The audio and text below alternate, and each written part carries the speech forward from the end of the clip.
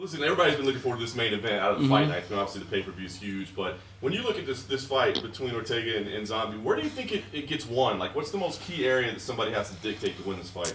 Honestly, when I look at the matchup between the two, right, Zombie has like a complete skill set, and so does Brian Ortega. But where Brian Ortega struggled with Max Holloway was when he was forced to stand for an extended period of time. And I think that's the same type of situation he's going to find himself in with the Zombie. He's got to get this fight to the ground. And if not for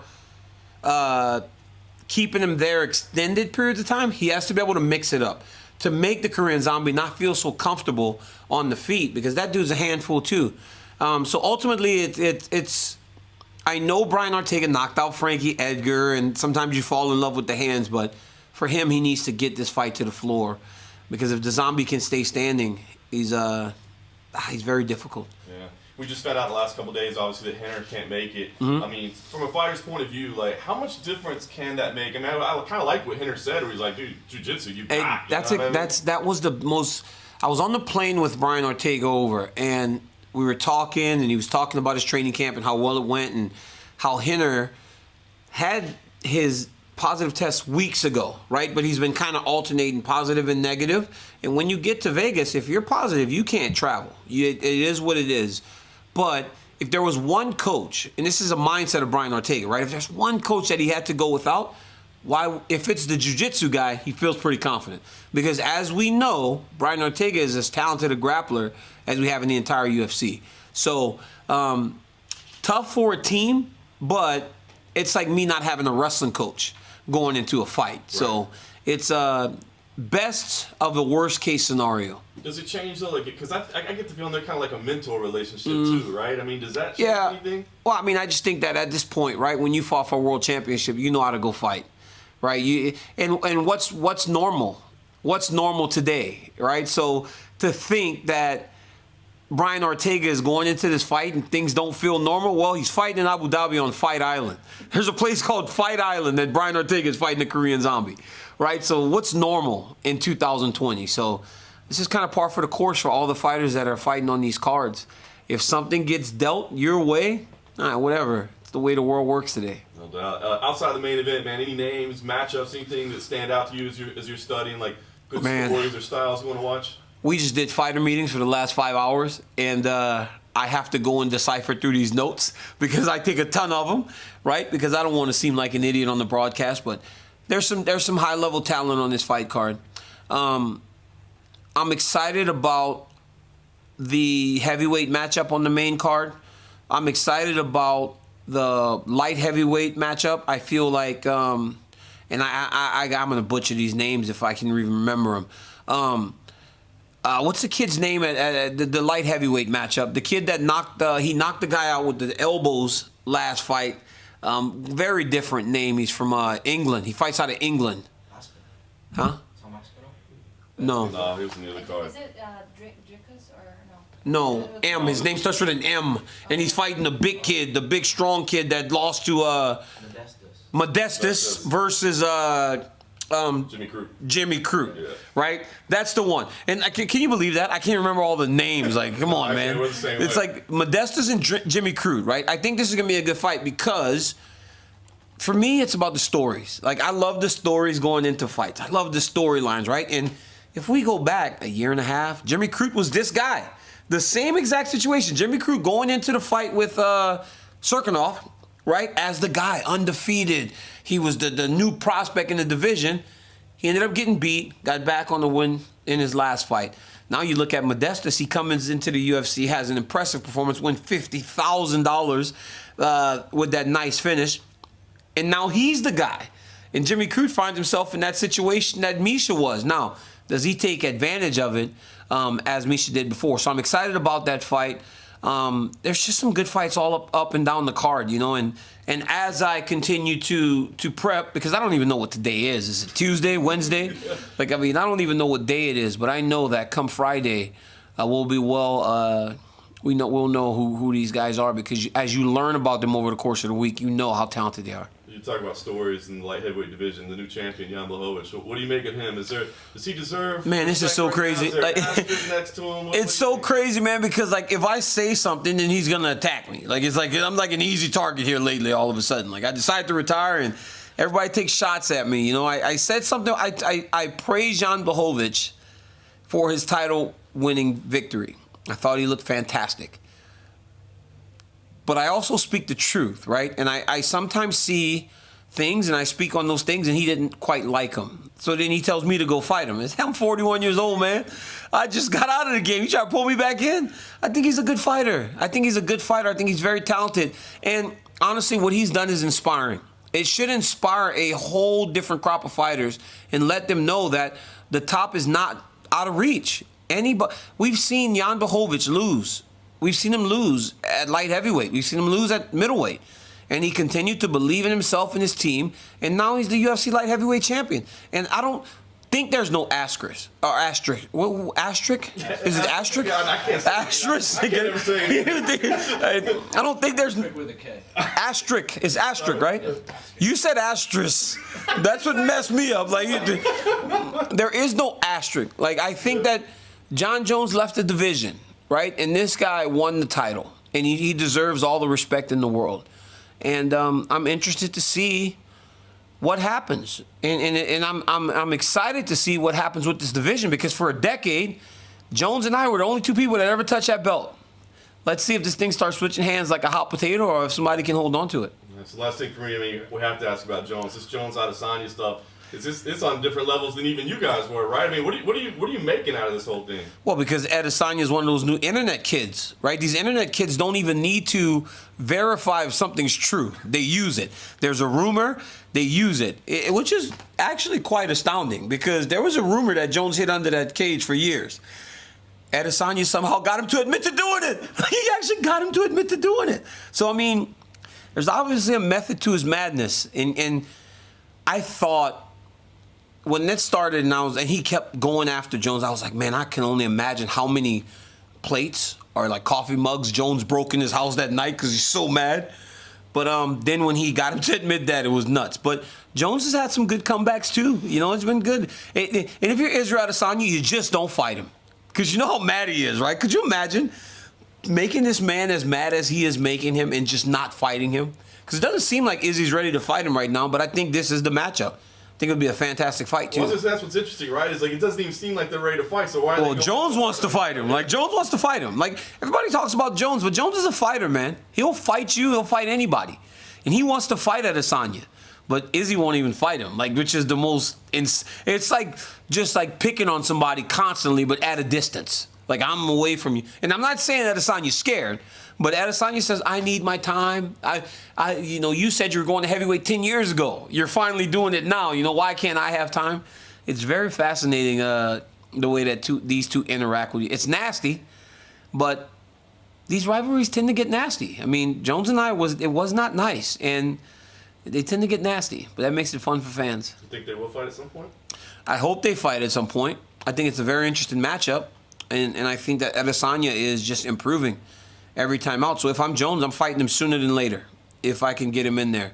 Because remember, this guy's only been here for a couple years. And now he looks like he's going to hold the belt forever. I mean, what he did to Paulo Costa.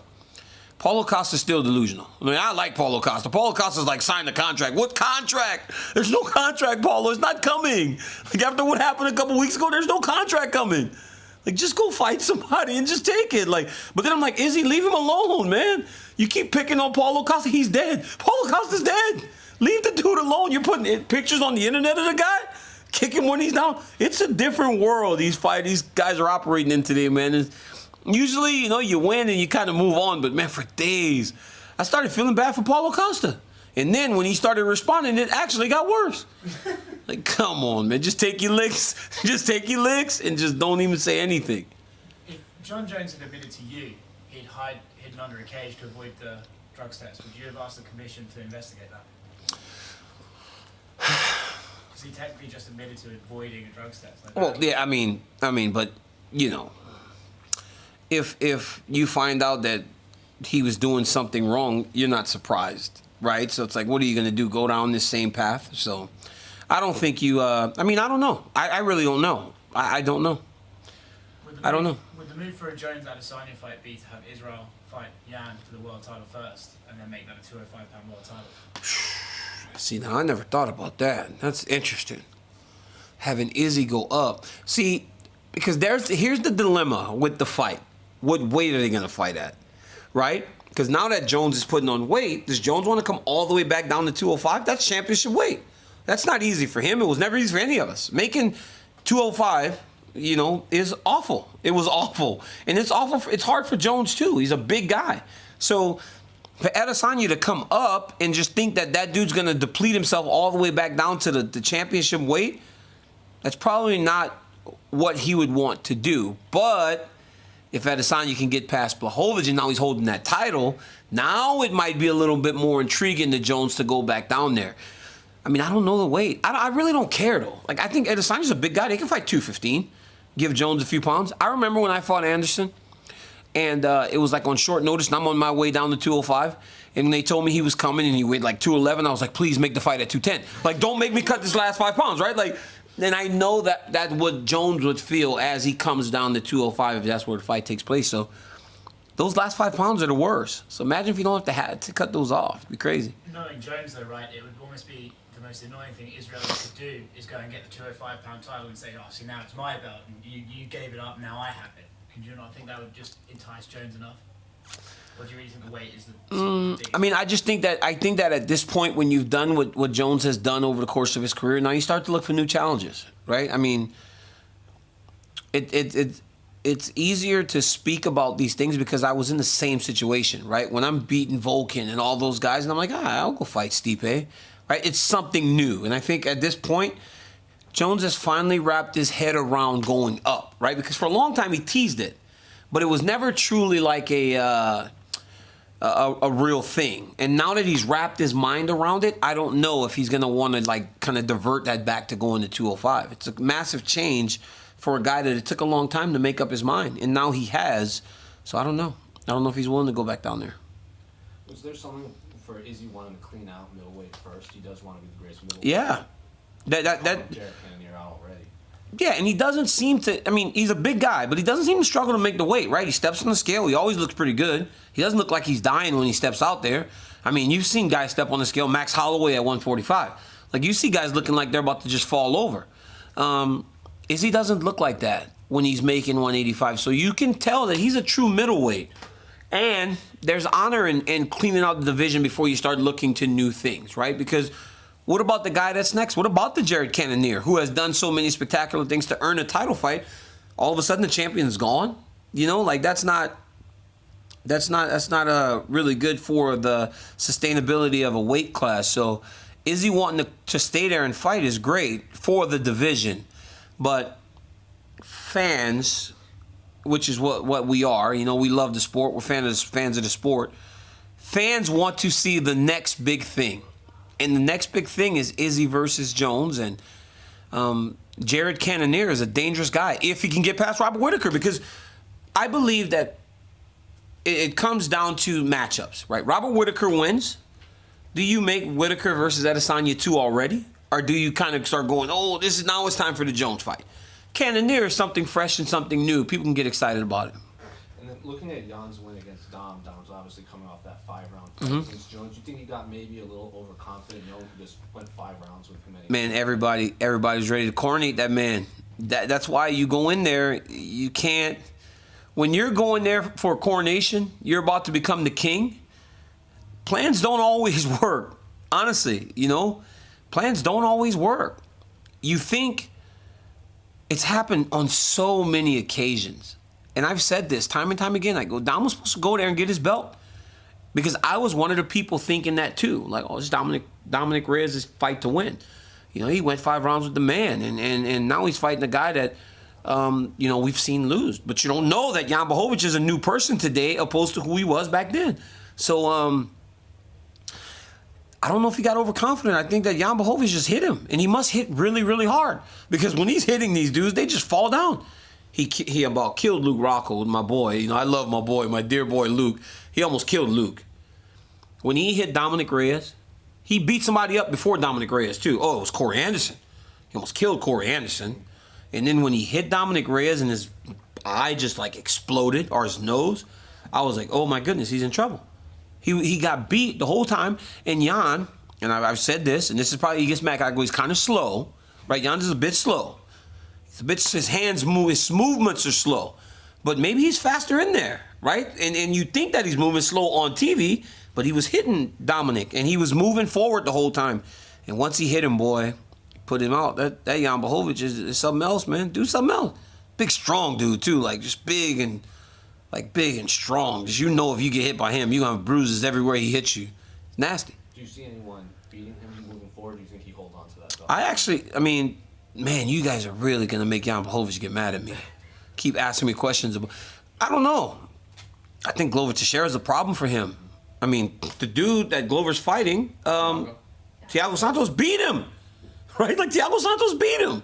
So, like, how can you be confident in anything, right? When you went into those title fights, right? You watch an Adesanya fight, you feel pretty confident that he's probably going to hold on to that belt. You go into a Jones fight, right? You see me in Rumble fight, or you see me in Vulcan, you're like, dude's probably going to keep his belt. But you don't know anymore. You know, these matchups are so... Khabib Nurmagomedov, it's very difficult to pick somebody to beat Khabib Nurmagomedov. That Piotr Jan. Like, is somebody really going to be Piotr Jan? I mean, Davison Figueiredo. Like, these dudes are like guys that you... When they go into those title fights, you're like, it's going to be very tough. Amanda Nunes. I mean, is somebody going to get the belt off him? No. But I think he's the guy that, with the way the division is and the way he matches up with him, because he doesn't wrestle... And when he gets taken down, at times he struggled before. But I'm not even judging him on those struggles from the past, because obviously he's a new person. You take Jan Blachowicz down today, he might just get right back up. You know, so it's like you don't know. But because of those matchups, I don't know if I feel as confident in that title reign as I do in the guys like Adesanya, Usman, Nurmagomedov, Jan. Volkanovski's another guy that's going to have a tough time. Volkanovski can hold the belt for a long time. But he's got so many sharks in the water that it'll be difficult. You were talking about Paulo Costa and Adesanya. I don't know if you got to anybody asked you about the celebration. Oh man! I just want to hear your thoughts. That was crazy, man. That was crazy. I mean, that was just crazy. Like, I mean, it was crazy. I've never seen anybody do anything like that. But Israel Adesanya is the same guy that in his UFC debut. You guys remember this on Fox? Izzy walks up to the pole and acts like he pulls himself out and pisses on the side of the octagon. He's like, this is my home now. This is my territory, right? Marking his spot. So it's like, I mean, you can't be surprised by anything Adesanya does anymore. That was crazy, man. That was crazy. But here's the thing, though. People make, like, comments about him, and they make these references about his personal life, and don't think that I'm implying anything, because I don't want this dude's mad at me, but it's like, then he plays into it, right? A lot of times when people say stuff about you, if you play into it, it makes them shut up. And I think Izzy did that to Paulo, but I mean, that's as disrespectful as it gets. Like, that's why I said, hey, leave him alone, man. Dude's dead. Like, dude's dead. Leave him alone. I mean, you can't do anything more to him. Like, leave him alone, bro. Like, come on, man. Leave this guy alone, man. And I like Paulo Costa, too. I felt bad for him. I felt really bad for him because he didn't deserve to get it like that. That was awful. And also about Adesanya, he loves Anderson Silva. He talks about Anderson Silva a lot. And I've asked Dana that, but do you think he can be the next Anderson Silva of the division? I think so. I mean, and also, you know, when I thought about the fight, when I watched him beat on Paulo Costa and I watched him beat on Robert Whittaker, a year and a half ago, Anderson Silva fought him to a 29-28 decision. At 43 years old. Like, so how special is Anderson Silva that he can go with this dude? And as you said, he loves Anderson. So maybe it was respect, right? Maybe he respected Anderson so much that he couldn't truly just let himself go. But yeah, I think he's gonna hold that belt for a long time, man. Because I love Jared Cannonier. I think he's the man. But when I look at the style matchup, I'm like, what's he gonna do to Adesanya? Is he gonna be able to grab him, take him down? Is he gonna be able to knock him out? Like, what's he gonna do? I don't see. I'm looking at thinking about the 85-pound weight division and Rob, and who's a fantastic guy and great champion. Yoel Romero, he's beating him, you know, and Jared's going to be the next guy he might fight if he beats Rob. When you look at the contenders, it seems kind of tough to find a guy that can beat this dude. Also because he's only just starting. It's not like Adesanya's been there for 5 years, right? He's been fighting in the UFC for 2 years. That's insane.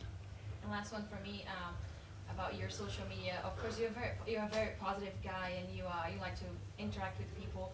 But your last tweet, you're kind of like getting into like a little argument with some people. They were, talking. Yeah. Because of Khabib and how you. They're so stupid. Like, they're so stupid, right? Like, I thought you're Khabib's friend. Hey, because I'm Khabib's friend doesn't mean that I can't say that Conor McGregor's a good fighter. Or does it take a freaking genius, right? Do I have to be wearing... Does it take a genius to realize that if Conor McGregor wins 2 fights in a row, he's probably going to get a title fight? Like, come on, this is not rocket science. He beat Cowboy, and if he fights again and Khabib beats Justin Gaethje, they sold 2.5 million pay-per-views last time. They made a boatload of money. Why wouldn't I want that for my friend to fight a guy that he's beaten before, but also to see one... I was in the arena. I helped stop the fight. But because so many celebrities and people wanted tickets, I paid $10,000 for me and my family to watch Khabib fight. So if I'm paying 10 grand to go to Khabib's fight, then he is my friend. Because I'm not paying $10,000 for anything. Right? So, but I knew that was his moment, man. That was the biggest moment that he was going to experience. And I wanted to be there to support him as a teammate and as a friend. And then I went in there and stopped the fight, and Dana gave me all my money back. So it worked out, right? So I got to go to the fight for free. Because I was helping stop the fight, I actually got to go for free. But it's like, he's one of my best friends. He's a great guy. He's loving. He's so loyal. He's so loving. But if he gets to fight a guy that he beat before and make another $20 million, I'm all for it. So these idiots on the internet are so stupid. It's like, I don't understand if they're just trolling you or if they believe some of the points that they make. It just does not make any sense. And I sit on my show on Mondays now and I talk about all these topics. And it's going to make some people happy. It's going to make some people mad. But reality is, it's like First Take. People get mad at Max and Stephen A. every day. And the more that they get mad at me and Ariel, the better it is. Because that means that we're starting to hit our points are starting to hit home and people are paying attention. And that's great. ESPN loves it. And sorry, as one of his best friends and teammates, do you think he would listen to you and fight McGregor again? I don't think he'll fight McGregor again. But I still know that if I'm working for the UFC, I'm trying to put that fight together. I tell you that much. If Conor can win again, I'm trying to put the fight together. And Khabib's just so rich now. It's like he don't need money. Khabib is so rich now, it's crazy. He's like, you can give me. He said they can give him the whole UFC and he ain't gonna do an Ultimate Fighter. $5 billion. And you know what's crazy? He means it. He's not selling.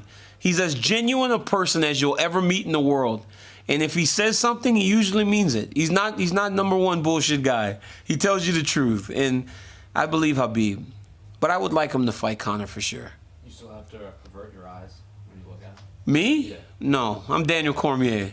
I know we do that to each other all the time. Remember, I was like, put your eyes down to me, Khabib. He goes, I'm champion too, brother. And I was like, no, I've got 2. That's when I had 2 belts. And he's like, okay. But no, he's a sweetheart, man. Like, to get to know Khabib is to be better. Like, the more you get to know him, you're a better person for it because he is an absolute sweetheart. And to see, I sent him a video. There was a video floating around the other day of him fighting, was it Gleison Tibau when he was throwing all those weird punches? The one that he almost lost. What was the one he almost lost? And he was like kind of jump punching and like I said, hey, Khabib, the next time someone tells you that you didn't get better by coming to AKA, look back at this in 2012 when you were just diving at people's legs and everything. He was like, okay, brother, I get it. He's a sweetheart, man. And I'm so excited to see him when they come into the bubble. Let's talk about Khabib's next fight. How do you see the whole fight playing out? Yep. Like, what are the strong sides for Justin? What are the strong sides for Khabib? Toughest fight, I think it's the toughest fight in the division for him. I think Justin Gaethje is an absolute stud. He is, they call him the human highlight and the most exciting guy in the game, and it is true. But not just the game, in all of combat sports. There is no fighter in the world of sports that is more exciting than Justin Gaethje. Boxing, kickboxing, mixed martial arts, you'll find nobody more exciting and better. And the Justin Gaethje that fought Tony Ferguson in April or May is more dangerous to Khabib than anyone that he has ever stood across the octagon. Khabib Nurmagomedov trained for championship fights and fights since 2012. The only person that was more thorough in their preparation was Cain Velasquez when he became the champion back in 2010. No one worked harder. No one was more committed. And I just don't know if anyone's going to beat him. I'm confident in believing that Khabib will retire undefeated. Nobody will beat this guy. He is too committed to who he's supposed to be to get beat by anyone. So Justin will fight a good fight, and I'm calling the fight, right? So I'm going to be as unbiased as I can possibly be in this fight, and I'm going to do my job to the best of my ability. But I just don't know if anybody can beat this guy right now. There's no 55-pounder should feel that strong when he grabs you. And Khabib said exactly what he's going to do in this fight, just like he did with everybody. He tells you, but it's like you got to be able to stop it. He's become so good at what he does that you have to be able to stop it. Now, that's why Justin's the most dangerous, because Justin has the skill set to stop it. Let's see what happens. Another fight, what are your thoughts on this guy? Let me tell you something. I'm high on this dude. That dude right there is something else. I couldn't believe what he did to Mearshart. Mearshart was terrified. Mearshart said all the right things during the week. I'm not afraid of this dude. And then the fight started. He looked like a deer in the headlights. He's backing up. Chimaev walks him down and just punches him upside the head. Mearshart falls down. Fight's over. What, 8 seconds? Wasn't it like 8 seconds? I mean, this was the craziest fight. And this dude now, everybody would say stuff like Khamzat Chimaev is better at striking than he is grappling. Like, no way. I've seen this guy outland people 175 strikes to 5 in 2 fights where he just took him down. And then against Gerald, this dude's a welterweight. And he's putting people to sleep like that. So, good luck with Khamzat Chimaev in 185 or 170. I talked about Usman and those guys having the ability to run the table for a while. If that kid keeps... Huh? You didn't know how to say Nurmagomedov at some point, probably. No, I knew how to say that. I got beat by enough Russians in wrestling to know how to say Nurmagomedov. Darren Till said that he'd give Khamzat a shot the big boys if he gets through jab. How do you see that matchup going? Darren Till's a bad boy. That if he goes and fights Darren Till, we're gonna know exactly where he stands, because Darren Till's a bad boy, and also one of the funniest guys on the internet that I've ever seen. Like, somebody take Darren Till's phone, man, because he's very disrespectful. Him and Adesanya need to be on timeout with their phones because they're out of control. I think that's it. All right. Thanks, Dana. Hey guys, thank you. That was fun.